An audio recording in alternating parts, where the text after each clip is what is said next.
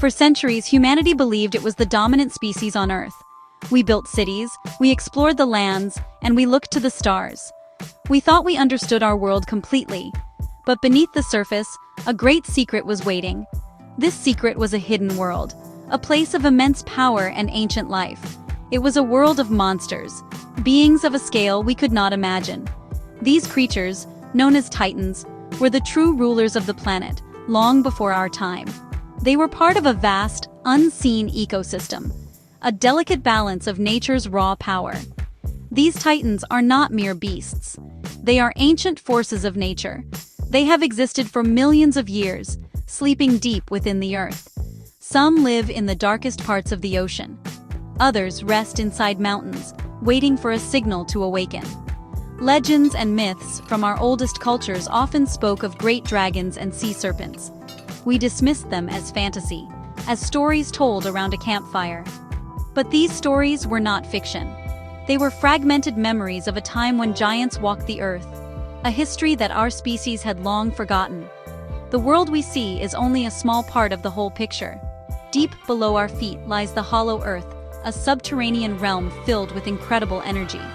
This is where the Titans originated, a world within our world. It is a place of wonder and danger, a source of life and immense power that sustains these colossal creatures. The hollow earth is an ecosystem all its own, with unique flora and fauna, all adapted to its strange, gravity-defying environment.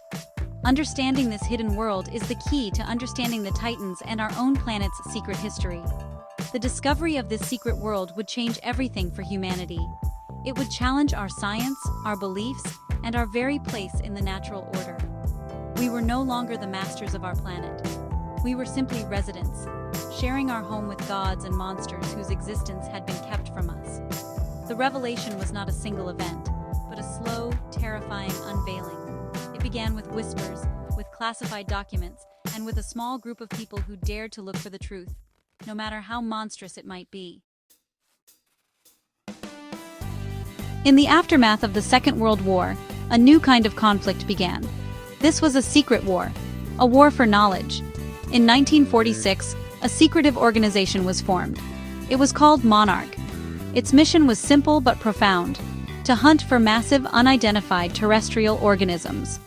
This was not a task for soldiers, but for scientists, explorers, and scholars. They followed ancient myths and strange geological readings. They were looking for the monsters that history had tried to forget. Monarch's founders understood that humanity was on the verge of a discovery that would redefine existence itself. The first major breakthrough came in the Pacific Ocean. An American nuclear submarine was attacked and sunk by an enormous, unseen creature.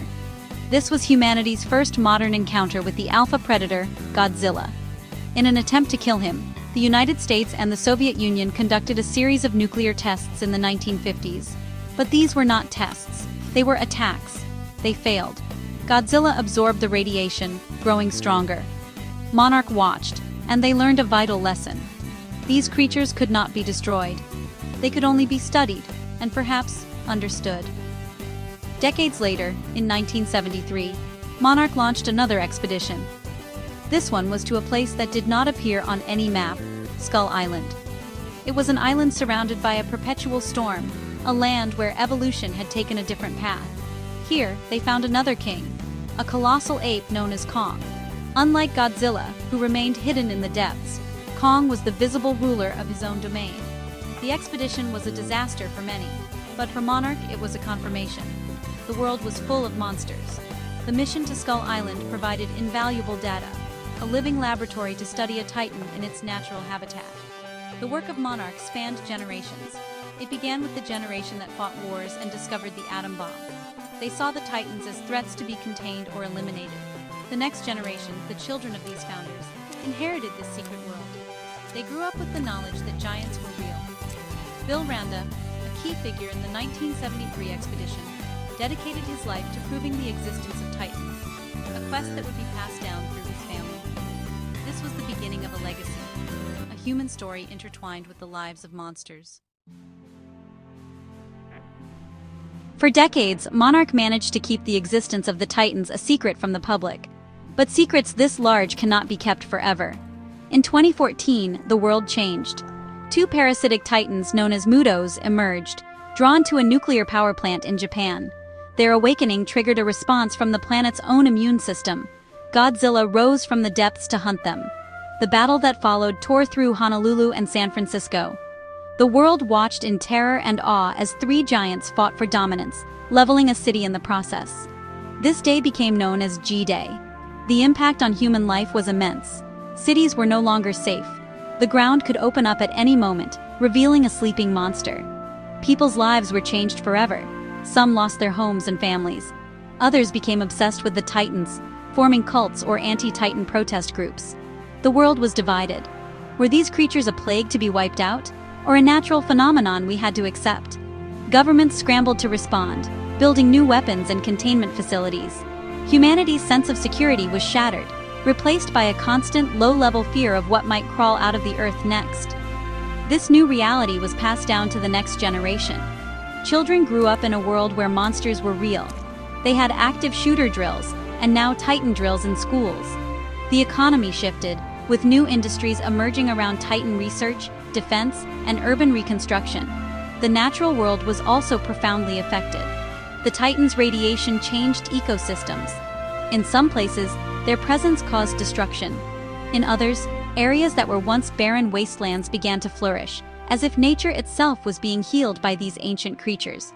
The planet was rebalancing itself. The story was not just about the monsters. It was about the people living in their shadows. It was about the Ford family, trying to reunite amidst the chaos of G-Day. It was about the Russell family, torn apart by grief after that same event, leading one of them down a dangerous path. And it was about the Randa family legacy, continuing through younger generations who felt compelled to uncover the truths their grandparents had first sought. Each generation faced the same fundamental questions, but the answers became more complex as more Titans were revealed across the globe. Initially, the world saw the Titans as nothing more than destructive monsters. They toppled buildings and caused immense devastation. The human response was to fight back, to try and reclaim our position as the planet's dominant species. We saw them through a lens of fear. Godzilla was the king of the monsters, a title that inspired terror. Kong was a beast to be captured and controlled. Our instinct was to conquer what we did not understand, a pattern repeated throughout human history. We failed to see the larger picture, the ancient roles these creatures played. Over time, and through great tragedy, our perception began to shift. We learned that Godzilla was not attacking our cities randomly.